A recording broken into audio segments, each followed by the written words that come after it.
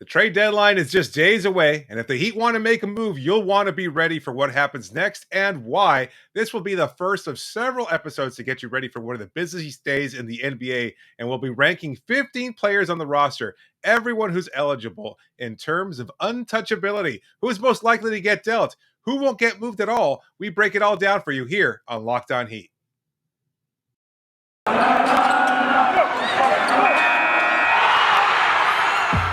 Locked On Heat, your daily Miami Heat podcast.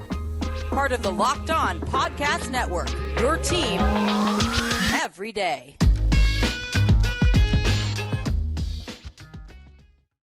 Hello, Heat Nation. It's a Thursday edition of Locked On Heat, your daily podcast covering all things Miami Heat, however you may be listening or watching on YouTube, Odyssey, or on your favorite podcast app. Thank you so much for making Locked On Heat your first listen every day. I'm David Ramil, and with me, as always, is my co-host, Wes Goldberg. Like I said before at the top of the show, the NBA trade deadline is soon upon us, and Heat fans are getting excited.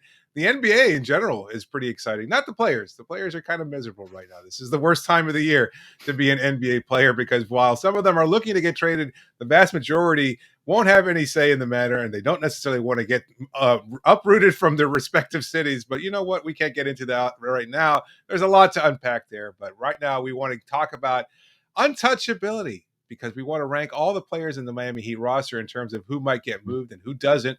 I can't help but realize the irony that we're recording this on Wednesday, which is officially Groundhog's Day. Not like the holiday itself, but more like the movie. It feels like we keep doing this in terms of going through respective trades and potential moves and ranking players in terms of tradability and things of that sort. I know it's going to be a recurring theme, at least over the next few days. Yeah, and it's important to talk about, and I think this is an interesting way to frame it, ranking the most untouchable Heat player to the least untouchable Heat player. In other words, the most available Heat players in any type of trades. Now, you and I have said that we don't really think that there's a trade's going to happen, but right. that's just a percentage type of probability thing. There's a chance that another front office calls Miami with an offer for a certain player, and the Heat are just like, look, this is too good to this is something we need to at least think about and maybe even pull the trigger on. And that's sort of what these rankings are going to reflect. Right. Yeah. And so that's a good point. I mean, there could be a few players here, a wing player, perhaps another shooter, an older respected veteran who might fit seamlessly into this roster. We'll see. And of course, we'll have every potential trade covered over the next few couple episodes. But for now, again, we're just ranking players, Heat players, current Heat players in terms of untouchability. So we're going to go through our list here in terms of 1 through 15, starting off at 1 with the player least likely to get traded. And then we'll give our first 5. So we'll start off 5 players per segment in terms of, again, 1 through 15. So let me hear your 1 through 5 players in terms of least touchable. Yeah. So my most untouchable top 5, Jimmy Butler, then Bam Adebayo, and then Tyler Herro. I've got Kyle Lowry and then PJ Tucker. Those are my top 5 most untouchable players for the Heat, Jimmy Butler being the most untouchable. Wow. Okay. So is yours a lot different? We do have some discrepancies. We do not have the same 5. One player in particular isn't on the top 5. I've got Bam as the most untouchable, followed by Jimmy Butler, then Kyle Lowry, and then Tyler Herro, and then Max Strus. Wow. Okay, so you and I differ a lot on Max Strus. I think you'll be surprised at where I have Strus. But why did you have Bam as most untouchable? To me, I just feel like if you're going to trade away any player on this roster, it certainly isn't going to be the one that you've already said is your building block, the centerpiece of your franchise moving forward. I have concerns. Even talking to you before we started recording this, it dawned on me, right? Jimmy Butler's contract is completely unmovable. Maybe not as to the same degree as a John Wall or a Russell Westbrook, both of whom have been moved in recent years, but still fairly unmovable because once that contract extension kicks in, he's going to be making north of $50 million a year. So that's problematic.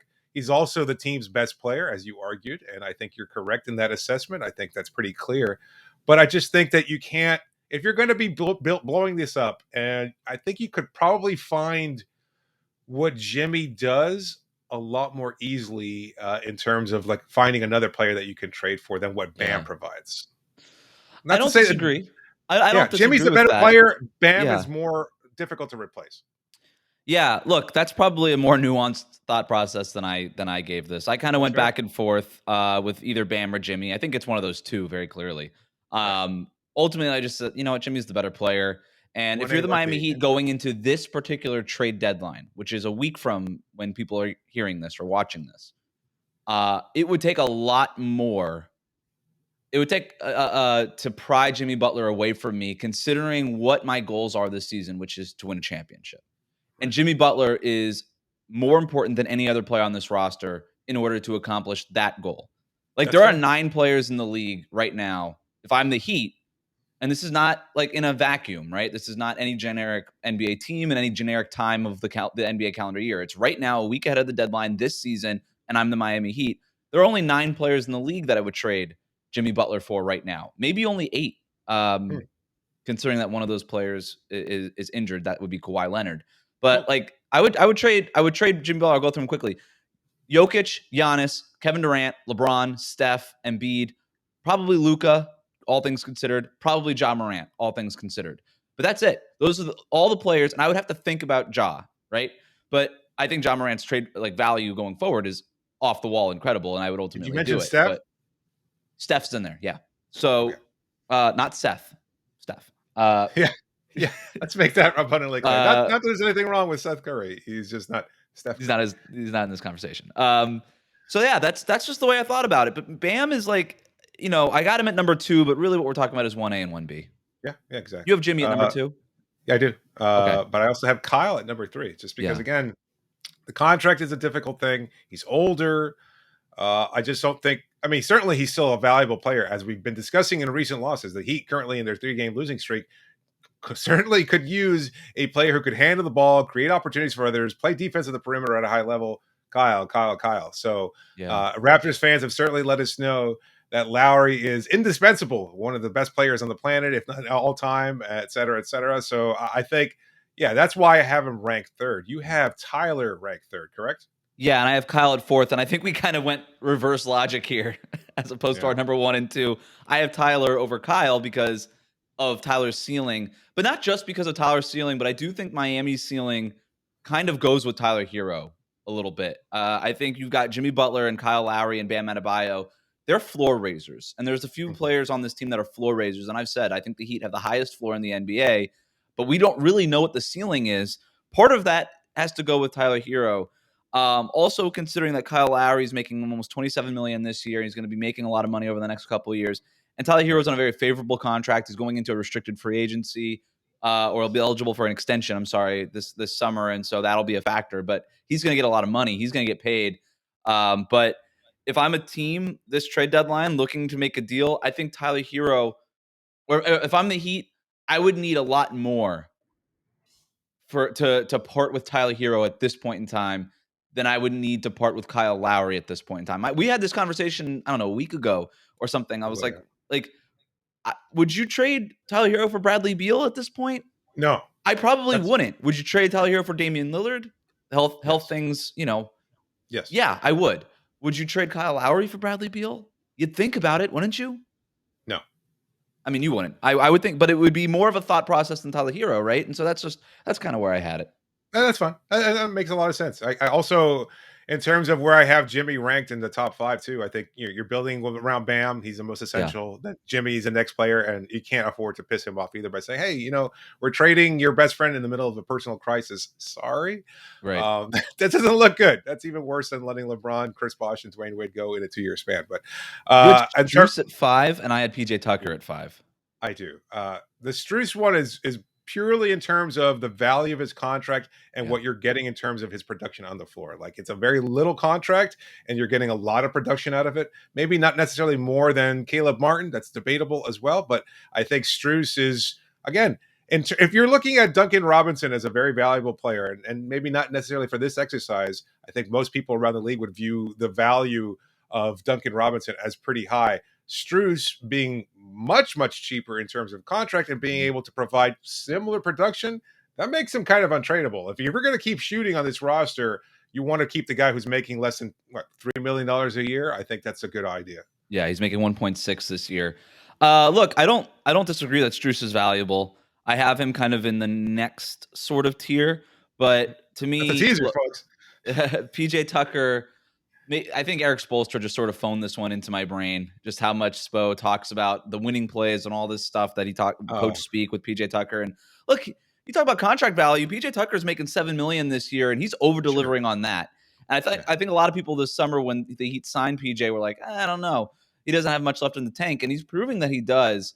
And just given the fact that he's a starter, what he could do defensively, which is leaps and bounds beyond what Max Strus could do, and in the playoffs, what Tucker is going to be able to contribute, we know what Tucker can do in the playoffs. He just came off of winning the championship with Giannis and the Bucks. I have no idea what Max Strus looks like in a playoffs situation. I have no idea. So I just had PJ Tucker, and really, I basically put the top 5 players on the Heat when we're talking about sort of your crunch time 5. That's who I had in my top 5. Again, I wasn't overthinking it too much. So you asked this about Tyler. What are the players that you'd trade PJ Tucker for? Like, would you trade PJ Tucker for Jay Crowder, or even the version of Jay Crowder that we got a couple seasons ago? Right now, I wouldn't. No. I think Jay Crowder's done a really nice job for Phoenix, but PJ Tucker is outplaying what Jay Crowder even did for the Heat in that bubble run. I mean, he's shooting like 60% or 50% from 3-point range in these corners. The screen game, defensively, he's much more versatile. I mean, they had him on Fred VanVleet for large portions of the other night's game. So, I would take PJ Tucker over Jay Crowder. And there's certainly a lot of players I would trade PJ Tucker for. But given that he's on a $7 million contract, I don't know that you're going to find a player in the NBA right now making $7 million over delivering on his deal much more than PJ Tucker, especially players who are actually gettable. When we're not talking about guys like on their rookie scale contracts, right? Which, if you're getting a star at $7 million, they're not trading that star for PJ Tucker. So I think he's a great value, and I got him in my top 5. Yeah, I totally agree. However, I did not have him on that high on my list. And of course, we'll get into it in the next segment when we rank our 6 through 10 most untouchable players. I guess I'm having a hard time with that phrasing, but that's okay. You will have a hard time anticipating this NBA trade deadline. So make sure you stay locked on here at Locked On Heat. But just a reminder that this show is sponsored by Bet Online. They've got you covered this season with more props, odds, and lines than ever before. As football continues, no, it does not continue its march to the playoffs. It's over. BetOnline remains the best spot for all your sports scores, podcasts, and news this season. And it's not just football. BetOnline has up-to-the-minute info on pro and college hoops, NHL, boxing, UFC, along with live real-time updates of current games. Unlike this ad read, don't wait to take advantage of all the new amazing offers available for the 2022 season. BetOnline, where the game starts.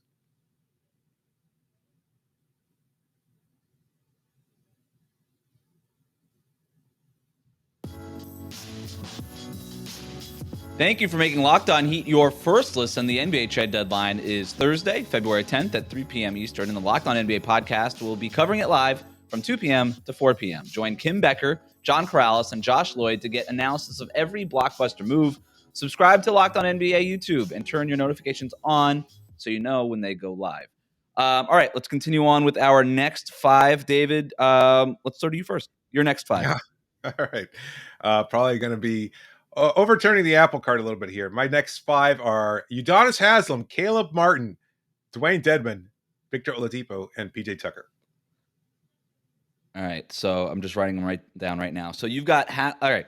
I'll just tell you what mine are because they're actually relatively similar. I've got Caleb Martin at 6. Caleb. I've got Haslem at 7, so right there, kind of with you. Oladipo, I've got at 8. I've got Gabe Vincent at 9, who you don't have. And then I've got Omer Yurtseven at 10.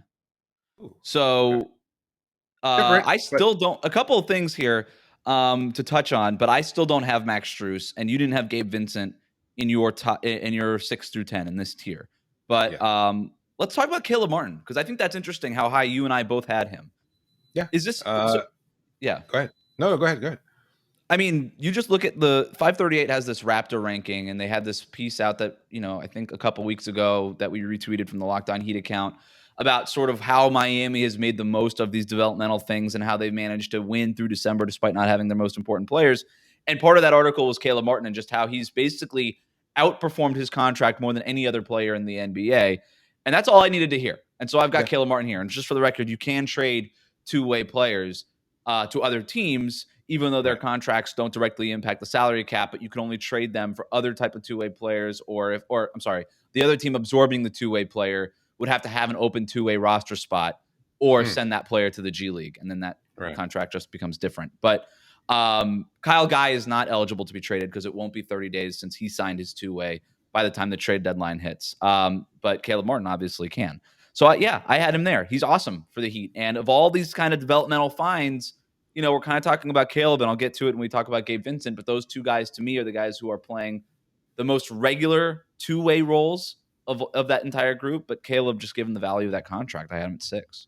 Yeah, I have to agree with everything there. I just a great value, provides defense, has provided a spark offensively. We've talked about him ad nauseum on this podcast. He's been great. He's perhaps not been as impactful over the last few games, mostly because of the return of Jimmy Butler. Even his start on Monday against the Boston Celtics didn't seem quite in rhythm the way he has been in games past. But either way, I think it's just you can't deny the incredible value he provides, not just in terms of the contract and everything else, but just his actual on-court production has been phenomenal. I should add as a caveat, I always do this when it comes to trade season. I know that you don't feel as strongly as I do about it. I am always leery about these kind of conversations because of the dehumanization, the commodification of actual people here. As I mentioned before at the top of the show, the fact that the players are going through this is very, very difficult. So we should always keep that in mind. As much as we love plugging in names and numbers into theoretical trade machines and things of that sort, there are actual human beings that are having their lives vastly disrupted. And it's also kind of shitty to talk about them in terms of just like, oh, they're a contract, they're easy to move, etc. So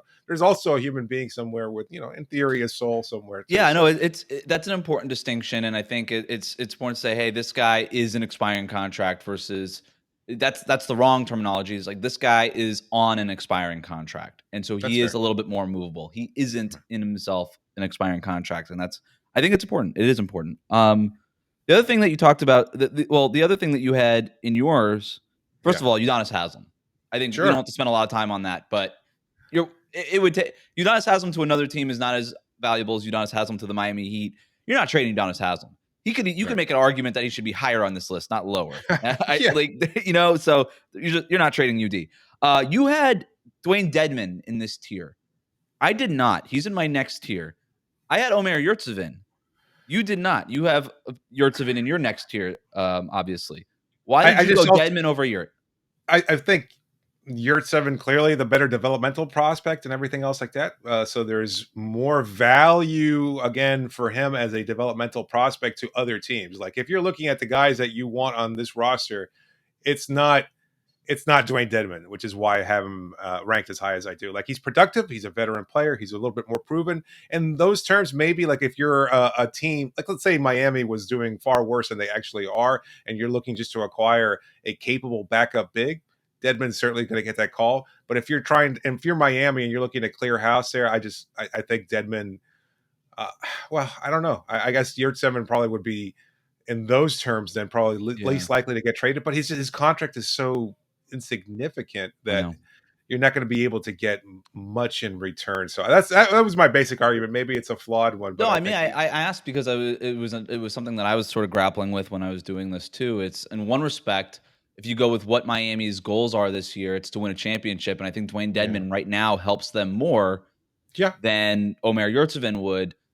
But I also just think that they see so much potential. Right. Sorry to everybody in the comments, but so I play Yurt is like the new slogan of the comment section for this show.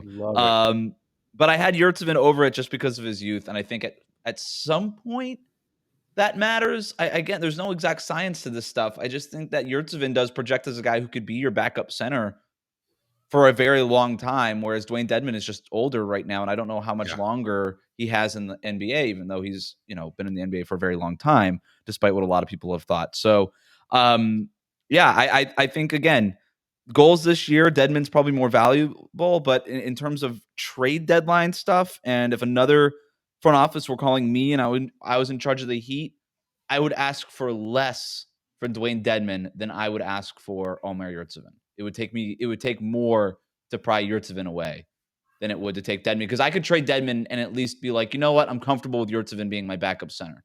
Where if I trade Yurtseven, I'm like, I really don't want to watch him play anymore because I'm afraid of what he could turn into somewhere else. Anything That's else? your argument for Gabe Vincent too. I guess that's a big part of why Well, he's in your I top had 10. Gabe in here, and I really what we're talking about is I had Gabe Vincent over Max Strus. Max Strus is like he's at the top of my list in my next tier, but they're relatively close. I had basically Gabe at 9 and Strus at 11, but yeah, I just think what he does on both ends of the court and his ball handling is more valuable than what Max Strus does.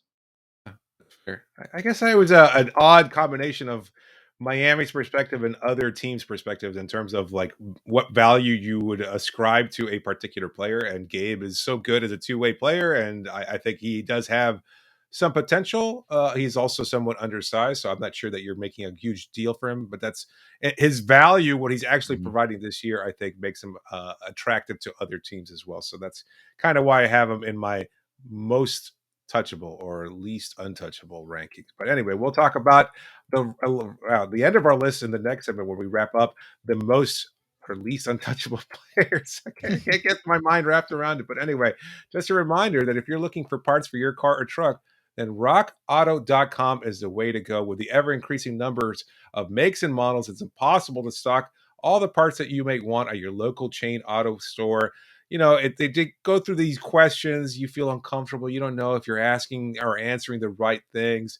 Yeah, it puts you in a spot that you don't want to be in. And what's the point? They're just going to look up the parts that they happen to carry in their warehouse on their computers. You've got access to the same computers at home or in your pocket, which means you've got access to a family-owned business that's been in service for 20 years. That's rockauto.com.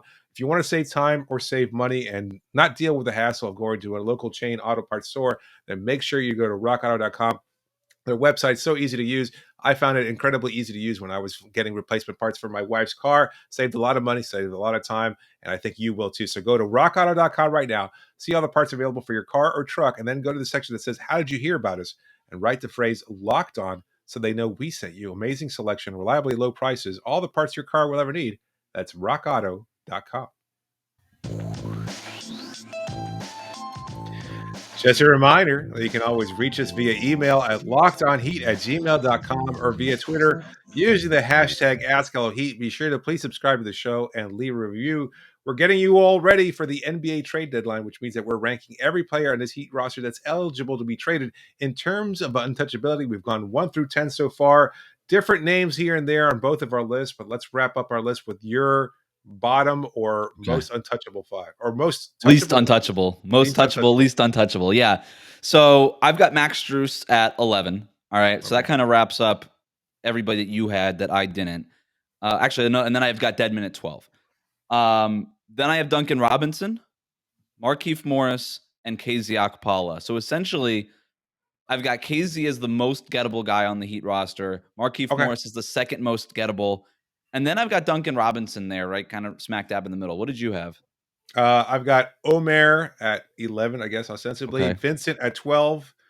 Then Robinson, also in the middle. And then I flipped Okpala and Morris, just because I think if you're, again, from an opposing GM's perspective, Okpala, yes, has some value as a young player and maybe as a question mark in terms of his talent and overall fit. But if you want to, Yeah. I mean, assuming, again, that Markieff comes back to full health, he's probably going to shore up another team's chances of competing for a national champion. I'm sorry, a title. So both of us had Duncan Robinson as pretty touchable. Pretty touchable. Yeah. That's kind of the name, right? $15.6 million salary this year. You were talking about Max Strus's value earlier. That has a lot to do with this. Also, not to mention that guys like Gabe Vincent and Caleb Martin could step in and give you a little bit more two-way impact while not taking too much off the court as far as a floor spacing. They're not ignitable the way that Duncan Robinson is ignitable, but they can at least drain a shot. And maybe, Gabe Vincent is starting to prove that might not necessarily be true. I don't know. But yeah, Duncan Robinson, I think, is really the big name to watch going into the trade deadline for the Heat. I think that's pretty clear. I think we've talked about that a great deal. I think fans certainly believe that he's easy to be traded or somebody that they should trade and things of that sort. I kind of felt myself crossing a line yesterday as I was watching that loss to the Raptors and seeing him get exposed somewhat on defense, pick up those quick fouls that way he does, and then not be able to shoot well as he has not been able to do for a few games. And I know that feels a a lot in the term that you like to use, prisoner of the moment, but it just feels like the more we keep seeing these performances rack up, and maybe it's the pressure of the NBA trade deadline getting to him, just like it was the pressure of the NBA contract before. Who knows? Only Duncan can answer that for certain. But you see these bad games pile up more and more, and you start to go, what is the point of keeping him on this roster other than just the value he provides as a potential shooter at times and a guy who's been proven on the biggest stage as opposed to, Max Strus? Yeah, I mean, look, even in the second half of this, first half of the season, over the last couple months here, his shooting has been much better than since that opening shooting slump. He's been shooting close to 40%, Right. despite last night's the other night's tough shooting performance. But even when he's shooting well, he's not on the floor at end of games. Yeah. Max Strus is getting more run than him. Gabe Vincent is Yep. getting more run than him. Caleb Martin in fourth quarters. I mean, Duncan Robinson, last I checked, was like 10th on the Heat as far in terms of minutes per game Fourth in the quarter fourth minutes, yeah. quarter. And so that kind of underscores what you were just saying. Even when he's playing well, even when he is doing his job as well as he can, if he's 6 for 9 from 3-point range, he's not on the floor at the end of games. Yeah. And maybe some of that is just a function of, hey, of the 5 starters, you take him out and you put in Tyler Herro, and that's sort of what happens because Tyler Herro is closing these games now. And Right. Duncan Robinson was never really supposed to close games if you listen to what Pat Riley was saying in the opening press conference before the season. But to that point, do you want that guy? I think you want Duncan Robinson for what he could do from quarters 1 through 3, or even in the first half of the fourth quarter. Potentially, yes. Potentially. What is that ignitability is hard to find. It is. Yeah. And we've seen it on the biggest stage. He can win you a playoff game with his shooting. He can. In a 7-game series that matters. You need guys like that.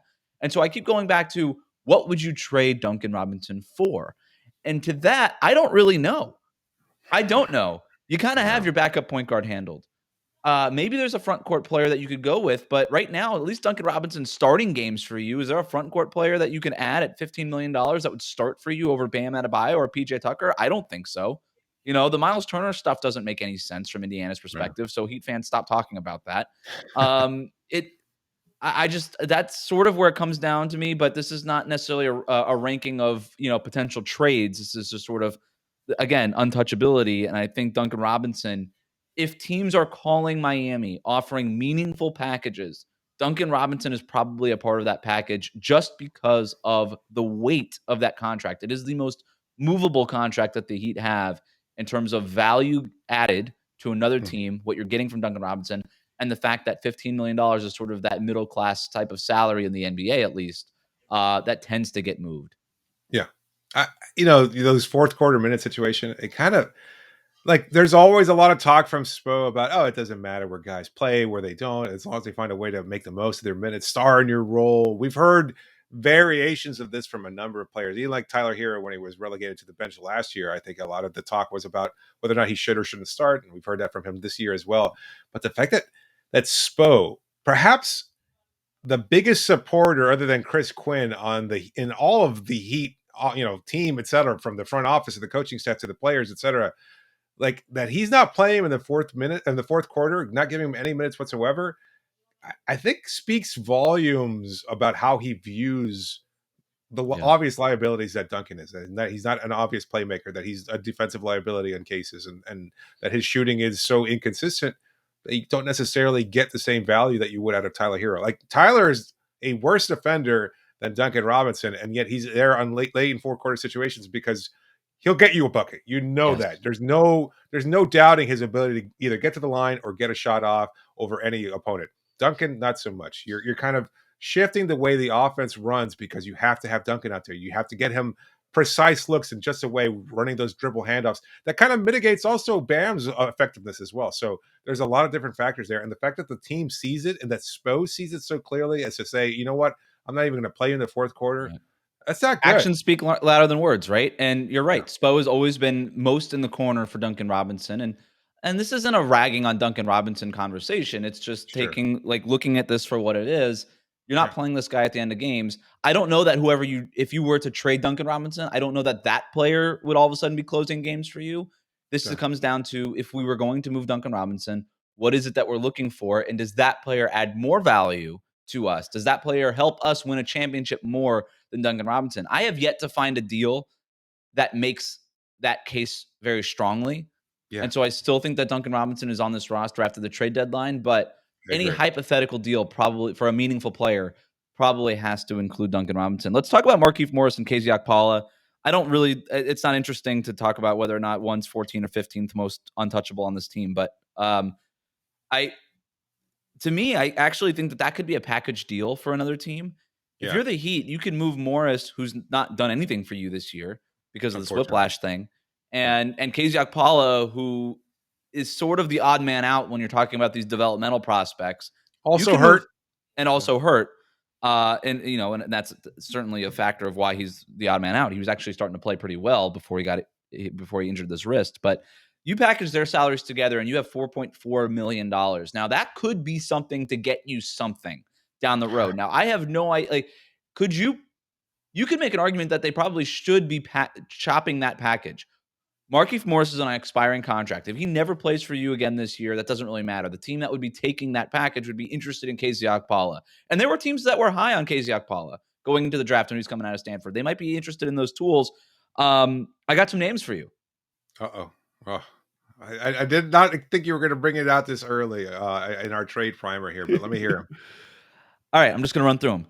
Garrett Temple from the Pelicans, David Nwaba from Houston, Mo Harkless, our old friend from the Sacramento Kings, Aaron Holiday from Washington, Jake Layman from Minnesota, Alex Len, also from Sacramento, and those are my names. So all of those players are making somewhere in that range of $4.4 million. All of those players right now, inarguably, could contribute more than both Markieff Morris and KZ Okpala because those guys have been dealing with nagging injuries.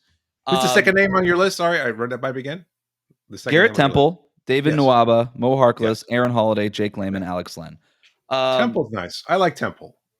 Yeah, everybody likes Temple. He's a player. What's he played for? Like 12 teams at this point? Like he's played for every team. I don't know. And then if you were to move, here's the kicker. Let's say you packaged and you did that 2-for-1. Now you have 13 players on the roster. Mm-hmm. If you were to promote then Caleb Martin, or if you were to take a lesser salary, say like an Alex Len type salary, and open up some cap space, could you then wait for Goran Dragic to enter the buyout market? Ooh. And then still wait until the end of March to bring up Caleb Martin on that prorated minimum? There are ways to do this. I think it's something that the Heat front office should be looking at and might be looking at. That's not sourced. I'm just like looking at the numbers. It makes sense. Yeah. Temple, former Heat Summer League player, right? I mean, there were some connections there. One of the last cuts of a camp of many, many years ago. So, I mean, there's some familiarity there with him. I think Spo's talked about him in the past. It might have been during if not the Big Three or like immediately afterwards. I can't recall exactly when it was. But it's a name.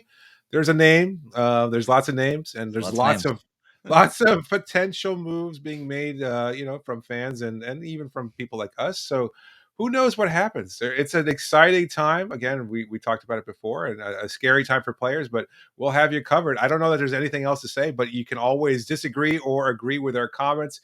Leave those on YouTube or via email, however you want to get in touch with us. We'd love to get that kind of feedback. We want to hear from you about what you're looking for from us as we get you ready for the NBA trade deadline. But that'll do it for now. Thanks so much for making Locked On Heat your first listen every day. Remember that every episode is always free and available wherever you get the show. So make sure you subscribe to get the best coverage available. Make sure to also check out Locked On Bets, your daily one-stop shop for all of your gambling needs. This is David Ramil signing off for now. Thanks so much for joining me, Wes. Wrap it up, B.